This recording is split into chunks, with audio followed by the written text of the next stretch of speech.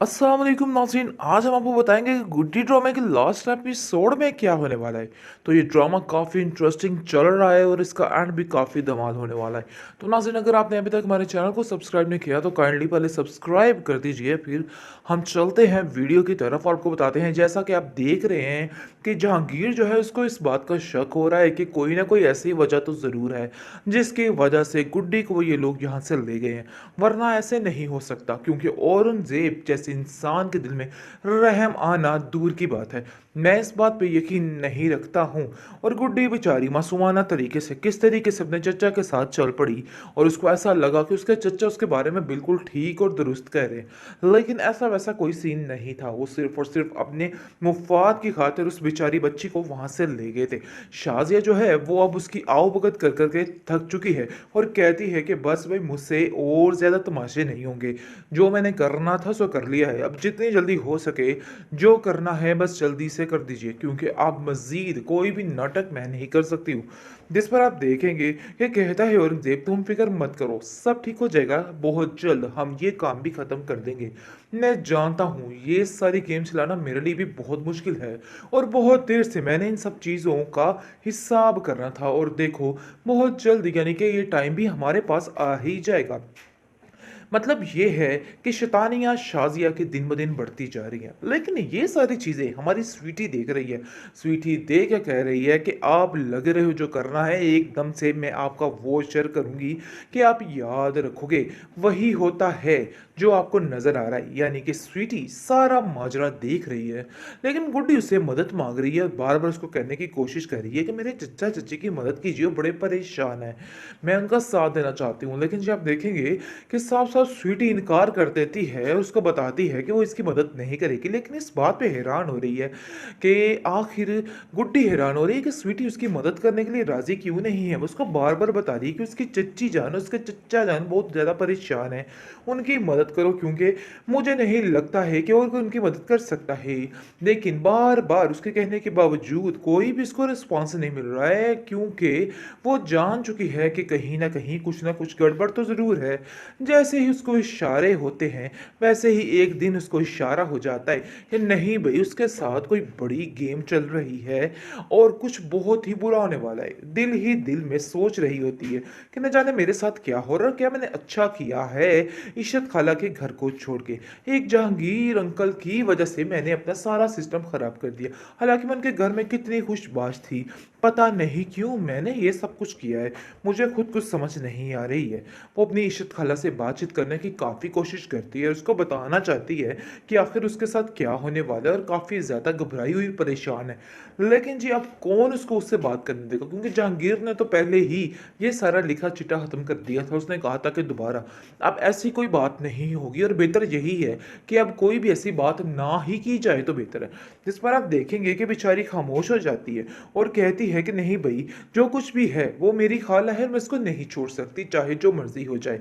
मुझे पता है कि वो मेरा भला चाहती हैं और मुझसे बहुत ज़्यादा प्यार करती हैं। तो दुआ करती है अल्लाह से कि अल्लाह ताला जो कुछ भी है मेरी मदद करना, क्योंकि मुझे समझ नहीं आ रही, ऐसा लग रहा है कि हर तरफ धोखा ही धोखा है, हर कोई मुझे धोखा देने के लिए तैयार बैठा हुआ है। बेचारी खामोश, उदास, रोती, गिड़गिड़ाती हुई नजर आ रही है, और ऐसा फील हो रहा है कि जैसे उसके सारे अरमान चकनाचूर हो गए, क्योंकि उसको आहिस्ता आहिस्ता हर चीज़ का अंदाज़ा होता जा रहा है कि जो कुछ उसको दिखाई दिया जा रहा है या दिखाना चाहने की कोशिश की जा रही है, वैसा असल में कुछ भी नहीं है। असल में स्वीटी उसको इशारे दे रही है कि भाई नहीं, ये सारे लोग बेईमान हैं, और इसलिए किसी पे यकीन करना भी बहुत बड़ी बेवकूफ़ी है। इसलिए किसी पे यकीन नहीं करना है, बल्कि इन लोगों को अब अपने ही अंडर रखना है। जो कुछ इन लोगों ने किया है इसकी सज़ा तो इन लोगों को अब मिलकर ही रहनी है। बहुत परेशान हो चुकी है बेचारी गुड्डी, क्योंकि उसको पता चल चुका है कि जहांगीर का भी सारा किया धरा गलत था,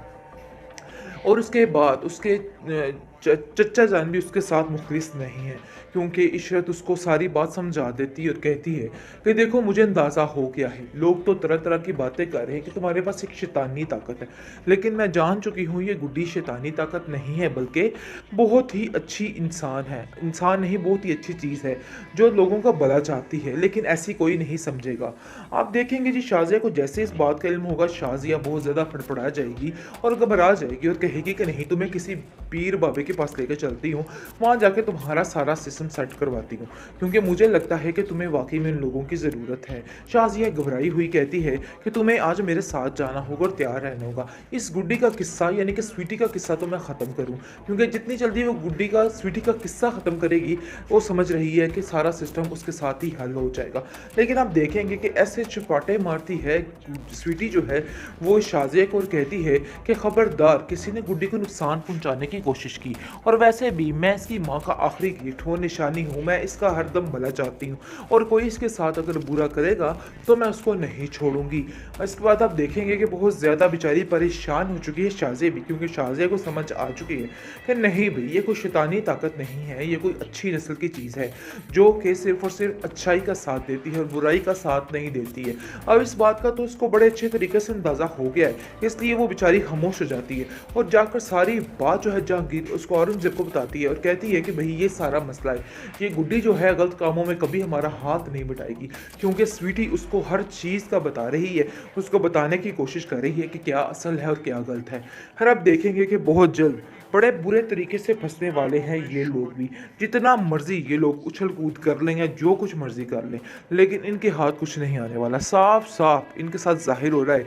कि अब इनका आखिरी वक्त आ चुका है, क्योंकि सारा कुछ इशरत को पता चल चुका है कि ये प्रॉपर्टी वगैरह के चक्कर में सारा कुछ किया जा रहा है। इसलिए वो गुड्डी के पास आ जाती है और गुड्डी को आके कहती है कि गुड्डी, इन लोगों से तुम्हें बहुत ज़्यादा नुकसान हो सकता है, इसलिए मैं तुम्हें इन लोगों के पास हरगिज़ नहीं रहने दूंगी। जिस पर औरंगजेब कहता है कि क्यों आप मेरी भतीजी को भड़काने की कोशिश कर रहे हैं और क्यों उसका दिमाग खराब कर रही हैं, छोड़ दीजिए उसकी जान, क्योंकि आप लोगों की ये बातों की वजह से कुछ भी बदलने वाला नहीं है और ना ही उसके दिल में मेरी मोहब्बत कम होने वाली है। लेकिन जब देखेंगे कि सारा कुछ सामने आकर रह जाता है और ये सारी बातें देख के गुड्डी काफ़ी हैरान होती है कि आखिर ये लोग उसके पीछे क्यों पड़े हुए हैं, और वो अपने चचा जान से कहती है कि चचा जान, आपको अगर मेरी दौलत चाहिए थी तो आप मुझसे मांग लेते, इतना नाटक करने की क्या ज़रूरत थी। खैर आप देखेंगे कि स्वीटी जो है बड़े अच्छे तरीके से इनका वो हश्र कर रही है और सारा खुला छुट्टा सब कुछ सामने आ चुका है और हर चीज़ जो है खुल के सामने आ गई है, अब कुछ भी बाकी नहीं रहा है। बहुत ज़्यादा परेशान हो चुकी थी गुड्डी, क्या उसका क्या बनेगा।